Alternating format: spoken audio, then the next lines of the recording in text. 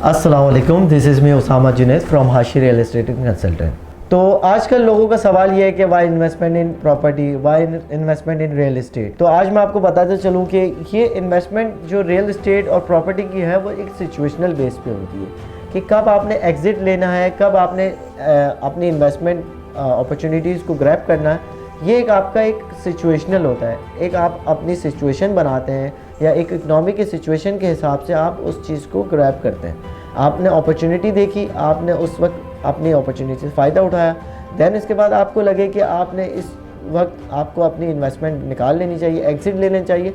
आज से ज़्यादा 2 साल पहले लोगों ने किया था। 2021 में लोगों ने एक अच्छा एग्ज़िट ले लिया था, अपनी प्रॉपर्टी को डबल करके अपना प्रॉफिट लेकर अब उन लोगों ने एग्ज़िट कर लिया था।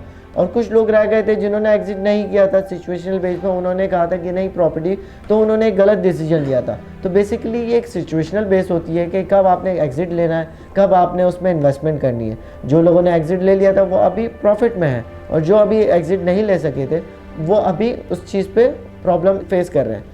तो बताने का मकसद ये कि एक सिचुएशनल डिसीजन होता है।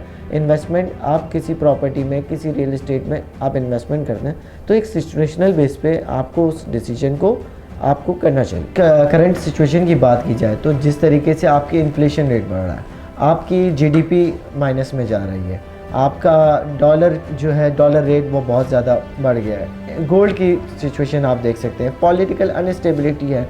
जिस तरीके से आप पाकिस्तान की पॉलिटिकल स्टेबिलिटी देख लें, अनसर्टेन है, कुछ भी कभी भी कुछ भी हो सकता है।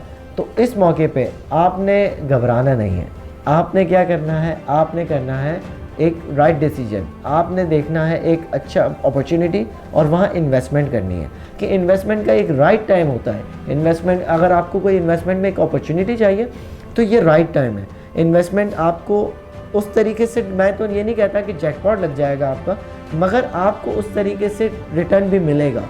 विद इन 6 मंथ और विद इन 1 ईयर आपको अच्छा प्रॉफिट मिल सकता है, क्योंकि अभी जो इन्वेस्टमेंट और जो प्रॉपर्टी के रेट्स हैं वो बहुत ज़्यादा लो पे आ रहे हैं, तो उसकी फेस वैल्यू से भी कम है। तो अभी आपको ये प्रॉपर्टी अगर आप बाय करते हैं तो विद इन 4 to 6 मंथ और 1 ईयर आप इसको अगर शॉर्ट टर्म में देखें तो इसमें आपको, मैं ये नहीं कहता डबल आपकी इन्वेस्टमेंट हो जाएगी, मगर अच्छा खासा आपको प्रॉपर्टी में फ़ायदा होगा।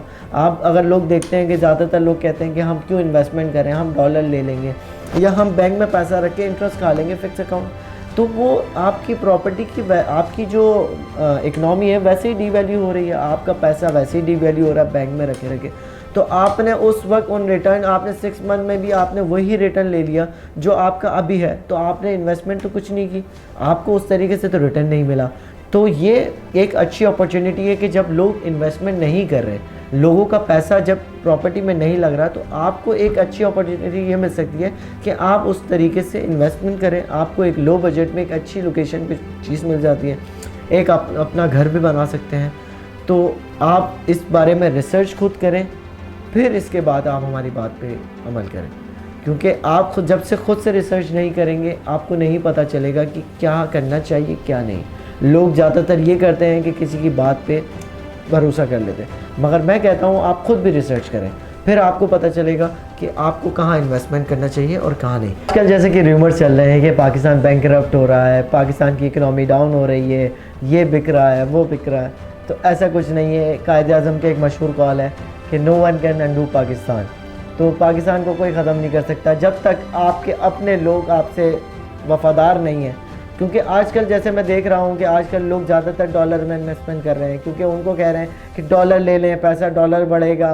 तो आपने ओवरऑल रहना तो पाकिस्तान में ही है, आपने खर्च भी पाकिस्तान में करना है। अगर उसकी वैल्यू डीवैल्यू हो रही है तो इससे आपको तो कोई फ़ायदा नहीं हो रहा इवेंचुअली कि आप अपना पैसा सारा डॉलर में एक्सचेंज कर दें। तो आप अपना पैसा पाकिस्तान में इन्वेस्ट करें, पाकिस्तान की इकनॉमी को स्टेबल करें, इससे आपको और आपकी जनरेशन को फ़ायदा है। कि काश वाला वर्ड जो हम यूज़ करते रहते हैं कि काश हमारे दादा ये प्लॉट ले लेते, काश हम यहाँ इन्वेस्टमेंट कर देते, ये प्रॉपर्टी ले लेते, तो आज हमें इस तरीके से प्रॉफिट हो सकता था।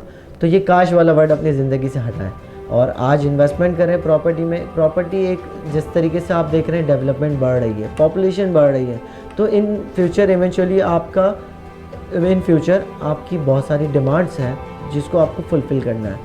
एक्सपेंशन इतनी हो रही है। आप जैसे देख सकते हैं कि कराची में कितने एक्सपेंशन हो रही है, हाईवे की तरफ एक्सपेंशन हो रही है, और बैरिया टाउन 1 से बैरिया टाउन 2 तक एक्सपेंशन हो गई। बैरिया टाउन 2 जो कि टूल प्लाज़ा क्रॉस करके है, उसमें भी एक आपका बैरिया टाउन बन रहा है जो 2 के नाम बैरिया टाउन कराची 2 है।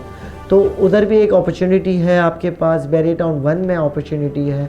आप इस तरीके से आप देख सकते हैं कि आपके पास और भी शहर में जो लोकेशंस हैं, जो हम क्लाइंट्स को अपनी ऑफिस की टेबल्स पे उनको गाइड करते हैं उनके बजट के हिसाब से। तो एक अच्छी अपॉर्चुनिटी आपको कैसे अवेल कर सकते हैं, किस तरीके से आप एक अपॉर्चुनिटी को ग्रैब कर सकते हैं, और कौन सा अच्छा पॉइंट्स है जहाँ पे आप अपनी इन्वेस्टमेंट को इन करें, और कौन से एक अपॉर्चुनिटी को एग्जिट कर सकते हैं। अच्छा एग्जिट लेने के लिए एक अच्छे रियल एस्टेट में इन्वेस्टमेंट करनी पड़ेगी बेसिकली आपको। तो this is all from my side. कुछ क्यूरीज हैं आपके जहन में तो आप हमारे दिए गए नंबर पर रब्ता कर सकते हैं। Thank you. अल्लाह हाफ़िज़।